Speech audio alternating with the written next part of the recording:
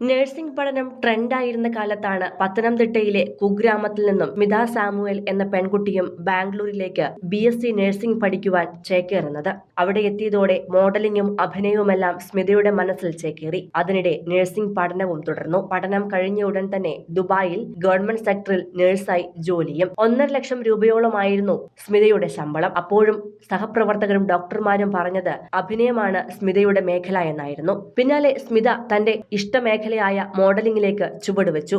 അങ്ങനെ സിനിമയിലും 2002-ൽ 89 സിനിമകളിൽ അഭിനയിച്ചു നിൽക്കവെയാണ് വിവാഹിതയാകുന്നത്. മതം മാറി ഒരു മുസ്ലിമിനെ പ്രണയിച്ച് വിവാഹം കഴിച്ച സ്മിത തന്റെ പേര് മാറ്റി ജന്നത്ത് എന്ന് സ്വീകരിക്കുകയും ചെയ്തു. ഒരു കുട്ടിയും ജനിച്ചു. കുടുംബജീവിതത്തിന് പ്രാധാന്യം നൽകി കൊച്ചിയിൽ ജീവിക്കവെയാണ് കോവിഡ് കാലത്ത് ഡിപ്രഷനിലേക്ക് പോകുന്നത്. തുടർന്ന് ഭർത്താവ് പിന്തുണ നൽകുകയും അഭിനയ ജീവിതത്തിലേക്ക് തിരികെ എത്തുവാൻ പ്രോത്സാഹിപ്പിക്കുകയുമായിരുന്നു. അങ്ങനെ ഫോട്ടോഷൂട്ടുകൾ വഴി പത്തരമാറ്റിലെ ജലജയായും എത്തി.